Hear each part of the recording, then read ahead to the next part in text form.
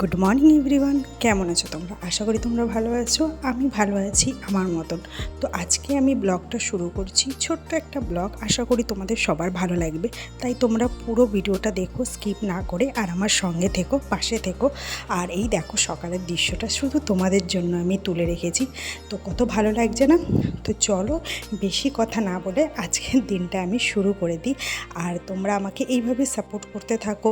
কদিন ধরে হয়তো ভিডিও দিতে আমার একটু লেট হবে, বাট তবুও আমি তোমাদের পাশে আছি, পাশে থাকবো। তো সকালবেলায় ঘুম থেকে উঠে আমার প্রত্যেক দিনের যেটা খাওয়ার সেইটা আমি বানাচ্ছি। সেটা হচ্ছে আমি যেহেতু ডায়েটিং করছি, তো অনেকটাই চর্বি হয়ে গিয়েছিলো, তাই জন্য আমার ফার্স্ট সকালে যেটা হচ্ছে আমার চিয়া সিড আছে, এই জলটা আমি ফুটিয়ে রেখে দিই। তো এটা হচ্ছে আমার ফোটানো জল।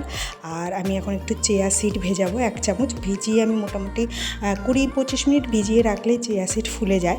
তো এটা ভিজিয়ে আমি রেখে দেবো, দিয়ে ডিটক্স ওয়াটার বানাবো। আর ডিটক্স ওয়াটারটা তুমি সারাদিন বানিয়ে রেখে দিতে পারো, সারাদিনে তোমরা অল্প অল্প করে খেতে পারো। এটা কিন্তু এই গরমে অনেকটা লাভদায়ক, বিশেষ করে ডিহাইড্রেশনের প্রবলেম হয় না, বডিতে জলের যেটা কম ভাব সেটা পূরণ করে, আর ফ্যাট চর্বি যেটা আছে সেটাও অনেকটাই ডিজলভ করে। এই দেখো, এটা হচ্ছে ডিটক্স ওয়াটার। এর মধ্যে শসা লেবু দিয়ে তৈরি করা হয়, পুদিনাও দেয়।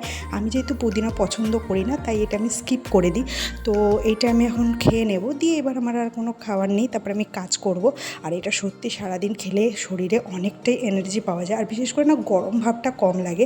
আমি এটা পুরো বানিয়ে রেখে দিই, আর যতটা খাই ততটা করেই আবার তার যেই সিপারের মধ্যে বানাই বা যে বোতলটা বানাই তার মধ্যে ঢেলে রেখে দিই। তাতে কী হয় বলো তো, সারাদিন আমার এটা কিন্তু সাইক্লিং হতে থাকে, এটা আমার শেষ হয় না। তো শরীরটা প্রচণ্ড খারাপ, আমি তোমাদের প্রথমেই বলেছি, তোমরা আমার মুখ দেখে বুঝতে পারছো কি না। তাই শুয়েছিলাম, কিছু কাজ করতে ইচ্ছে করছে না, কিন্তু কি করব, কাজ তো করতেই হবে। ভিডিও আমি দিতে পারছি না, তাই তোমাদের জন্য ছোট্ট একটা ভিডিও নিয়ে এসেছি। তো যেহেতু কিছু ভালো লাগছে না, তার একদম অল্প করে আমি একটু খিচুড়ি ভুনা করেছিলাম আর একটু অমলেট ভেজেছিলাম। ভাবলাম এটা দিয়েই খেয়ে নিই। তো খেয়ে দিয়ে নিয়ে আর একটু রেস্ট করব, শরীর খারাপ, ডাক্তার দেখানো যেতে হবে। বাকি আমার কি প্রবলেম, কি সমস্যা, সেটা আমি তোমাদের সাথে অবশ্যই আমি শেয়ার করব, তোমাদের বলবো। তো এটা আমি খেয়ে নিলাম, খেয়ে দিয়ে নিয়ে শুতে যাব। এমন সময় দেখছি যে পাড়ায় না ঢোল ঢাক বাজছে। তো আমি যে এরকম ঢোল ঢাক বাজছে কেন, তো পরে জানলাম আজকে হচ্ছে একটা স্পেশাল দিন। সেটা হচ্ছে কোন্নগরে শকুন্তলা কালী পুজো হয়, সেটা খুব ফেমাস, অনেকেই জানে, যারা বিশেষ করে এই শকুন্তলা কালী পুজো যারা দেখে থাকবে বা যারা কোন্নগরে থাকে। তো এই দেখো রোদের মধ্যে, আমার তো দেখেই কীরকম লাগছিলো, আমি যে বাবা আবার রোদের মধ্যে এলো।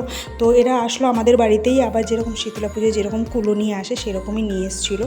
তো আমি ভাবলাম যে তোমাদের বাকিটা শেয়ার করব, কিন্তু বাইরে এতটা রোদ্দুর যে আমি বেরোতে মন চাইছিল না।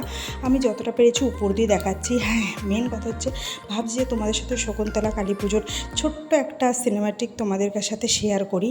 তো তোমরা এটা কিন্তু দেখো, খুব বড় না, খুব ছোট, আমি মনে হয় তোমাদের ভালো লাগবে, তাই তোমরা একটু দেখো। আর যদি ভালো লাগে অবশ্যই আমাকে কিন্তু তোমরা কমেন্ট করে জানাবে কেমন লাগলো। তাই তোমরা দেখতে থাকো। আর হ্যাঁ, নতুন বন্ধুরা কিন্তু আমার চ্যানেলটা অবশ্যই সাবস্ক্রাইব করে নোটিফিকেশান বেলটা অল করে দেবে, যাতে আমি যখনই নতুন ভিডিও আনি তো সবার আগে সেটা তোমাদের কাছেই পৌঁছায়। তো চলো তোমাদের ছোট্ট একটা সিনেমাটিক সেটা দেখাই।